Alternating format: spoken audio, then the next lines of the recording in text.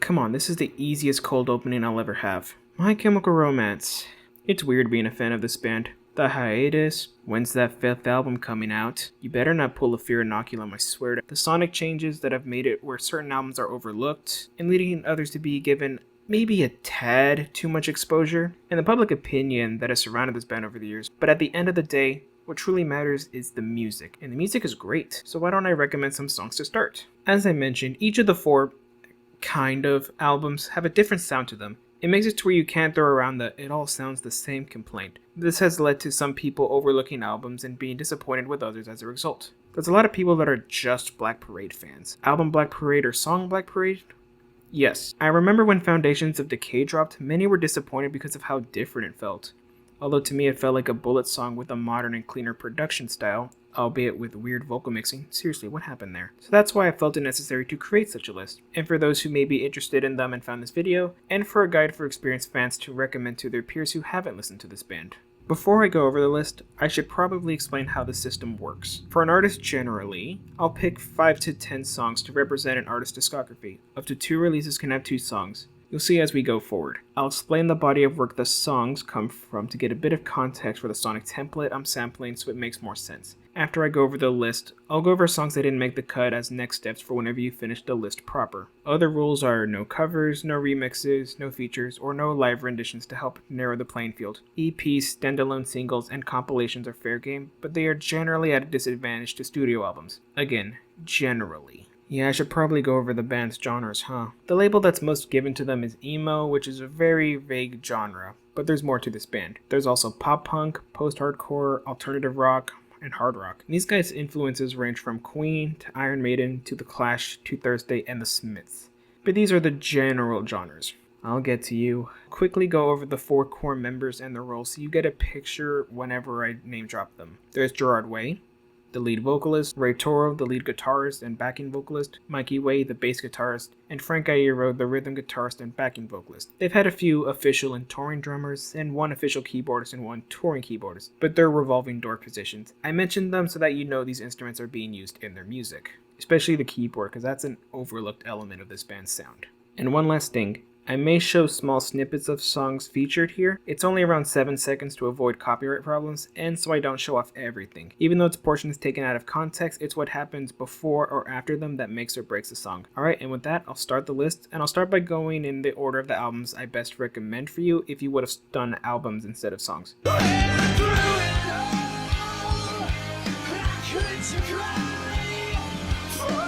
What can I say about this album that hasn't already been said?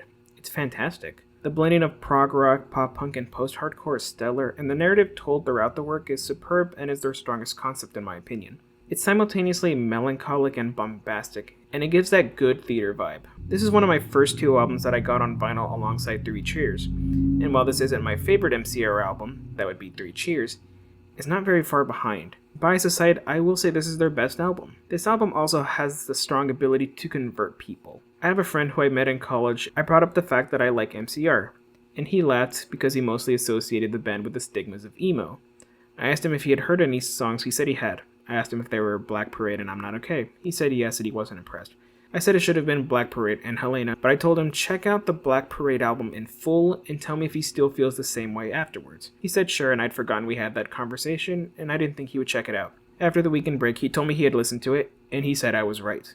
And now it's one of his favorite albums ever. Give this album a fair shake, you'll be surprised. The album as a whole is great and it has many colors to it, contrary to what its name may suggest. It's like an artist making the best use of different shades of gray and red alongside black and white.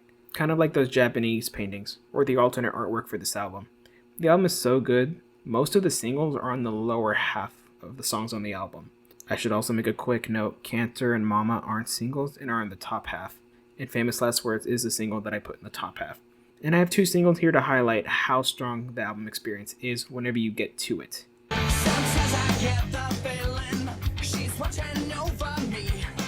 While I was always going to include the song because it's beginner friendly, I'm sure Killjoys would have crucified me if I didn't. G-Note memes aside, while this is not my favorite song, hell it's not even my favorite song on this album, it is the first song I'd listened to and it left me entranced. No other music I'd heard up to this point sounded like this, and I wanted to hear more. and I discovered an album so great as a result. Even if you don't like this song, you have to respect the craftsmanship on display. This song is epic, and there are many emotions portrayed here, and it really is emblematic of the band's true strength. And like a few other songs I'll mention here, it has a great balance for that soft and heavier parts too. Another personal anecdote. I had gotten into this band at 2016, I want to say, so that's when there was truly no hope for a reunion, and a perfectly weird time to get into this band because of the re-release of this album. I had made jokes with MCR never coming back, and that it would be the sign of the apocalypse. And that happened in 2019 when they got back together, didn't they? I also made a joke about Tool releasing that 5th album too. And that also happened in 2019. Fuck, I jinxed COVID-19 into existence, didn't I? There's a point to this, I promise. When the reunion was announced, I missed my chance to get the tickets, but once the pandemic was settling down, I got tickets, and the concert was a few firsts for me. It was the first concert I paid for with my own money, the first concert without my parents, and the first with a friend, so MCR is very important to me. And one thing I'll always remember about this concert was there was this man a few seats away from us, and he had a toddler with him. Around the first third of the show, the toddler was complaining, and the man told him, just hold on just a little longer. And then this song started playing, and after the song, the man took his toddler home. I bring this up to say that the song is so great, it was worth this man ignoring his child's needs for his own selfish wants. Please do not take your toddler to a concert, and if you do not ignore their needs. Seriously, why take a child to a concert? I swear.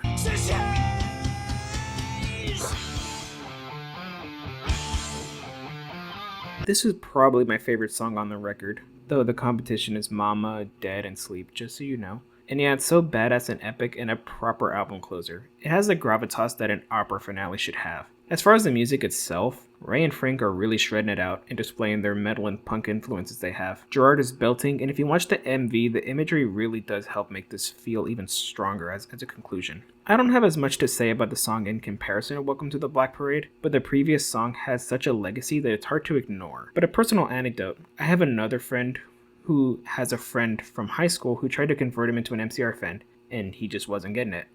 I showed him this song and it clicked for him. So he then apologized to his friend for not checking them out sooner.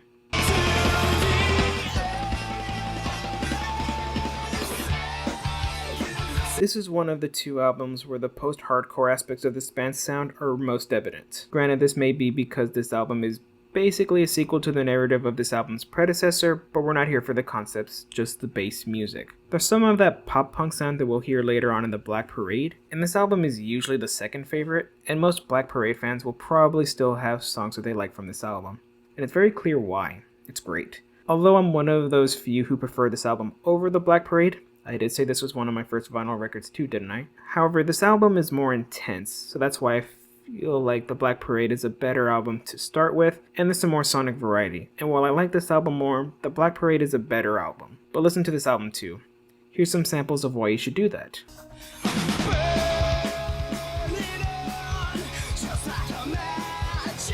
Haunting beginning that pulls you in, and then the true energy finally being unleashed. It can genuinely shock you if you're not ready for it. Ray and Frank's guitars are a constant presence that keeps up the energy, and their backing vocals really are the nice subtle touches that elevate the song. Mikey's bass is helping give that darker tone that a song like this needs, and Gerard is giving it all with his voice, and given how personal the song is for him and Mikey, it makes sense. And as I'm sure you may watch the music video to accompany the song, it's fantastic and has some of the most iconic imagery of My Chemical Romance's career. But she could try. This song starts soft, with the guitars leading in instead of Gerard's voice, and this one also hides a strong energy, but unlike Helena, this one swaps back and forth between the softer verses and the aggressive choruses. And Gerard, as usual in this album, is belting those notes, and the guitars are not as extravagant on the song, but this song has an atmosphere that's so hard to describe. The name Ghost of You is rather fitting, isn't it? It's haunting.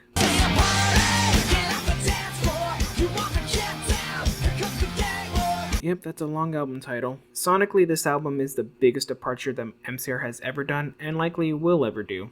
This album got some flack in the day, but it has gained more praise in retrospect. Kinda like Plastic Beach, now that I think about it. And while this album is good, even great, it does stick out against the rest of the releases. Now, if this album did get its sequels in music form, maybe it wouldn't have, but that's a story for a different day. This is the most pop-sounding record, and this album does play with electronics too.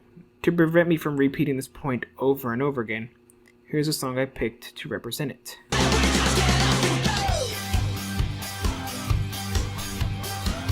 Many Killjoys will probably wonder why I picked this song and not Na Na Na or Sing. Well, the former Na Na Na would be too drastic of a shift after The Ghost of You, and the might annoy the hell out of some people. The song is fun, but it can get grating after a few listens. And Sing,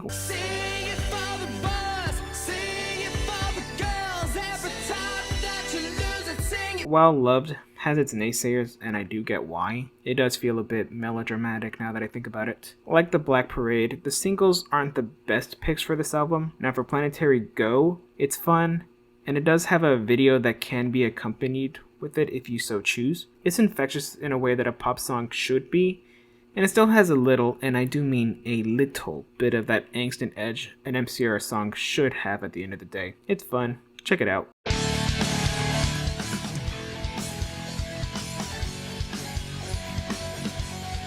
Yep, it's another long album title, isn't it? This is the most raw sounding MCR record, and this may be the byproduct of it being produced under an indie label. It's a sound that would be refined on 3 Cheers, alongside the more pop-punky sound for that record. Another thing to note is that there's more screaming on this record, so you could call this record a screamo record in the accurate sense of the term.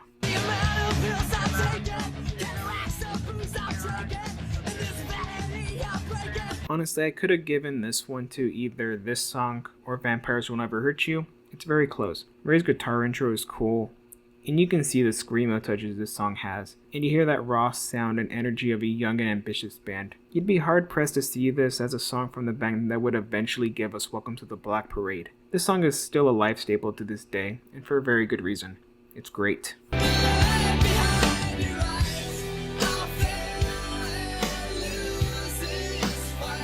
Technically not a studio album, but this is a collection of songs taken from 2 scrapped albums that were shelved in favor of Danger Days. And it does give a good look at what MCR could have done. It fits, but this is like 1/6 of their discography.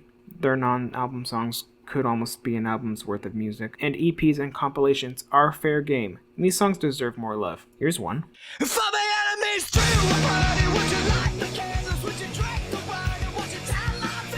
You're smacked right in the face with the intensity and energy right when the song starts. It's a simple punk song, both in energy and its sheer simplicity. It makes you wonder what a proper MCR record in this style would have sounded like. I like the change in the 2-minute mark. It's a nice change up. Also, the dynamic changes are so fun too. It's a simple song, but that was the intention behind its creation. When I saw MCR live, I was surprised to hear this song, along with another song from this compilation, but we'll get there.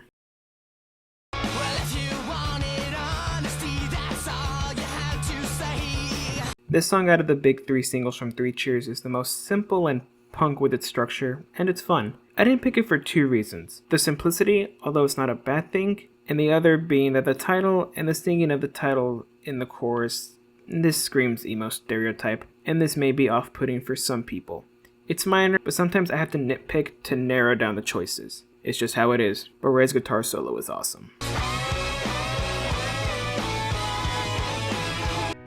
Could get me a drink of water, 'cause my lips are... If you were gonna make a slow song a single, why wasn't it this one? And instead it was I Don't Love You? Who made this choice? I'm sure they're kicking themselves to this day for this choice. Anyways, yeah, this song is so beautiful and depressing at the same time. In my personal interpretation, it's a song about someone reflecting on their last moments and their moments with others and the pain of the process of dying that many unfortunately have to deal with. Like I said, it's beautiful and sad, something MCR really excels in, an odd specialty I must admit.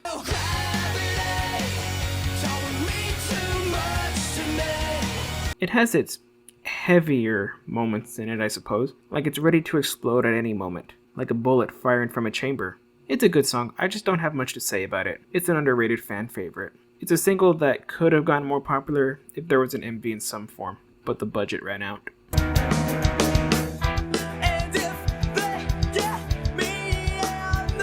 As I mentioned in the Honey section, it was a toss-up with this song, or Honey. I love the bass in this intro.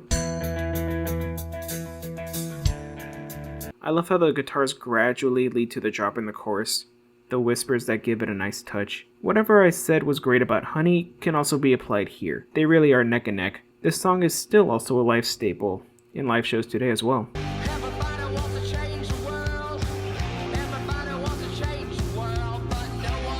This was the other song from the Conventional Weapons compilation that I heard live, and this one's good too. The other releases got another song for the honorable mention, so it felt to add another one here. That's it. But hey, this is where the Everyone Wants to Change the World part of Na Na Na originates from, for the MCR fans who didn't know that. It's a slightly different vibe from Boy Division. Ray's guitar at the end is great, but why couldn't it have been longer?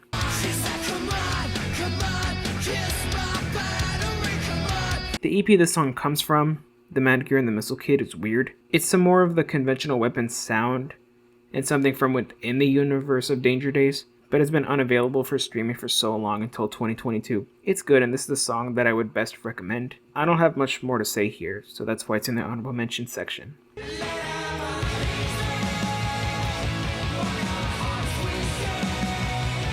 This sounds like an updated take from the darker sounds from the pre-Black Parade MCR, especially Bullets era, but it does have a more doomy vibe. Not quite doom metal, but somewhere in that realm. We are fairly certain that there will be a 5th album coming out eventually, and we're certain the song will be on it, but it's just not out yet. And who knows when that album will come out. This song might not even be the pick for that album when it eventually drops. This song is good, but my only grievance is the weird vocal mixing. Hopefully that isn't on the rest of the 5th album.